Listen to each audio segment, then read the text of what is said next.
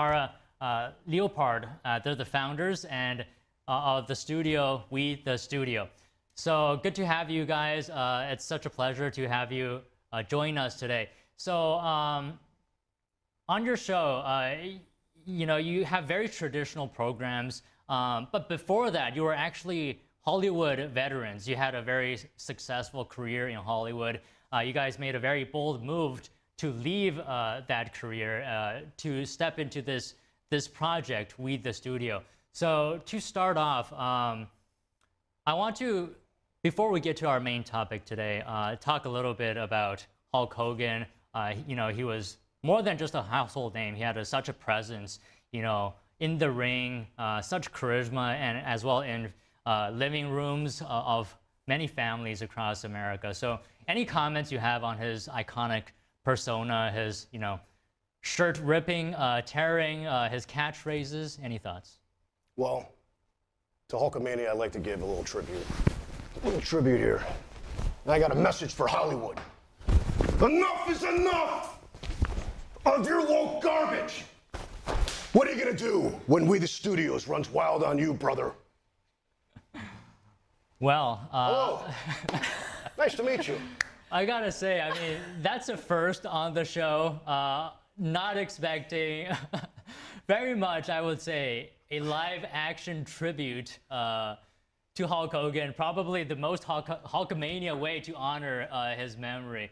I think Hulk himself would have given you a big brother for that. Any thoughts on his? He was, childhood icon. I felt like a chapter of my childhood closed today, and it's devastating news. Yeah. Any thoughts you have? I find it remarkable that he has passed today, but I do think it's worth acknowledging that he gave his life to the Lord recently, and that all of us can sit here today and know that he's in his loving arms right now. So I find solace in that. And he was a great man. He's inspired my husband, who's actually a wrestler.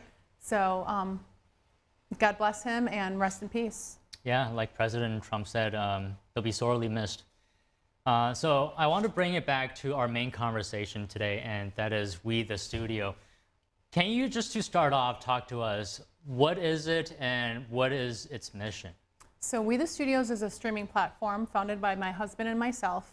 The inspiration for it was Curtis and I worked in Hollywood. We used to work for major networks, casting and producing reality television shows. And once we became parents, we started realizing that the values were not only lacking, they were non-existent in Hollywood. And we found ourselves in front of the TV really for the first time, watching a lot of programming with our kids, and just realized that TV for children isn't exactly TV for children. There's a lot of messaging that we did not agree with. There's virtually zero value-driven entertainment for families. So we decided to take action and use our skill set, Curtis as a feature film producer, myself as a commercial print music video casting director, to start our own network and production company. Yeah, I think what you guys are doing are really important. And I think really it's about choice more than anything. There's just so much nowadays in children's programming where, a lot of parents don't agree with, and they don't have anywhere else to go. And I think you guys probably can very well fill that gap. So on that note, maybe you can talk to us about who is the core audience here for We the Studio. So our audience, it's women 18 to 45. It's also families, and it's also children. So we're very wide-reaching. I like to say, take the word back from the left. We have a diverse audience, and we really, really love our audience. Yeah. Anything to add? It's funny. We left Hollywood originally because of how woke it became, and now we're back 10 years later, getting back into the business because of wokeness. It's spiraled out of control. And you know what? Someone's got to step up, and it's time for us to drop the gloves. We decided to fight back against these people. And we're doing it with cameras, of course, metaphorically speaking. So,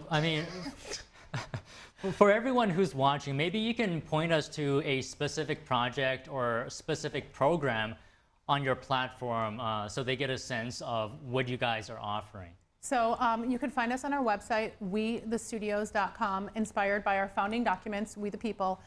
So it's wethestudios.com. We have All of our shows are family friendly. Our flagship show that's doing very well for us is called Raising Reynolds. It's a family based in Kentucky, raising 4 children they adopted from Kentucky foster care. We also have another series that we just completed that's on, it's on a little girl that wants to be famous, but she's value driven. So she wants to become a singer and a dancer, but this is a little girl that our nation's daughters could actually look up to, and that series is called That Girl Lola. We have another series that's debuting tomorrow on our platform, We the Studios, called Mr. Miami and Me, and that is highlighting a single dad raising a little girl, again, to be value-driven, and that you can, you know, unfortunately, half of our nation is divorced. Children come from divorced families, but you could still be a single divorced father and be extremely involved in your child's life. So on that point, can you talk to us about how do you balance entertainment value versus, you know, traditional values? That's a great question. So our children, our 2 youngest, are heavily involved in our productions. If we're making family-driven entertainment, families have to be involved. So my husband and I cast, produce, and direct everything together. And it's under the watchful eye of our 2 sons that are 8 and 11. So we're always looking at it literally from the lens of a child. Okay, so I want to follow up on a point that Curtis was talking about earlier about leaving Hollywood. Can you elaborate a bit more on that? What was the turning point for you guys, where you just had to say, you know, we can't do this anymore? So at the time we had 2 kids, we have 4 now. And what we did was we went out, we procured leads from all the major networks to go find particular content that they were looking for. And we actually got a lead that we didn't really like too much. It was go out and find pronoun kids. At the time, we didn't know what that was, right? We didn't know what a pronoun kid was, right? But we just got really disgusted by it. And that's when we decided, you know what, maybe it's time for us to do something different. Take a hiatus from Hollywood. Let's go, you know, raise our kids in the Midwest. And now we have 4 kids. But then it's just, like I said, it's been taking such a spiral in the wrong direction. For the last 10 years, it's been out of control with this wokeness that's been plaguing, you know, our society and destroying our pop culture. And if you don't mind my asking, what do you mean by woke content? What does it specifically mean to you guys? So woke, I guess the left, right? They can change definitions on a day. But currently woke means social justice warriors. Maybe you're casting based upon skin color or nationality versus merit. And so what non-woke entertainment is the complete opposite. We cast based upon merit. We cast based upon story. We cast based upon traditional American values. So all of our talent, nobody has a pronoun, and they love our country, and it's many different faiths. But boys are boys, girls are girls. You know, we're not selling illusions like the left does. You know, we're actually telling the truth, which wokeness is a lie, and it's a cancer. So, you know, you have a lot of great content on We the Studio, this streaming platform. What are families telling you after they view your content? So we're hearing 2 things from families repeatedly. They're saying, thank you so much for doing this. And they're saying, how do we get more? And the way you can get more is tell everybody you know about We the Studios. Tell them to subscribe. Scream it from the rooftops, because with more subscriptions, we can continue to reinvest in the content and make more content. It's only $3.99 a month. It's less than a cup of coffee a month. It's good value. It is. It's very cheap compared to other streaming platforms like Netflix, which is in the double digits, Amazon Prime Video, and all the others. I mean, this is really a good deal, and you're really getting traditional content that is very healthy for a growing child.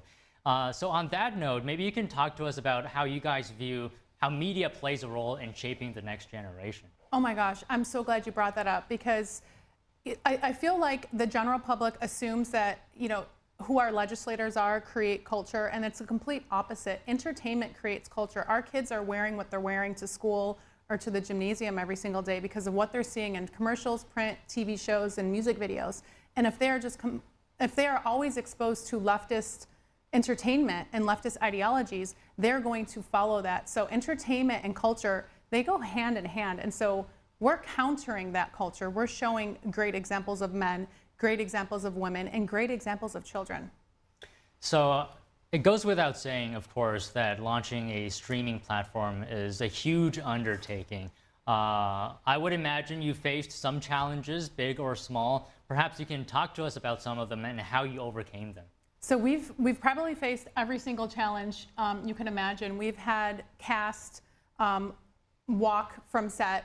We've had technology difficulties. We've had legal challenges. But at the end of the day, I think it's remarkable in the last year and a half what we've been able to accomplish. And I give it to the grace of God, because I'm very hardworking, and so is my husband. But there's really no other explanation for how we got to where we're at today. So I think he's had his hand on us. Curtis, you could probably speak to some more challenges. Probably some of the people closest to us, it's been hard for them because this was a big risk for us financially, and throwing a punch metaphorically to Hollywood, it's very scary for a lot of people around us that are close to us. It's like, why are you putting a spotlight on our family? Why are you putting a spotlight on your name? And that's the thing is we launched when Biden was president, and we didn't know if Trump was going to win again. We didn't know if we were entering danger waters at the time.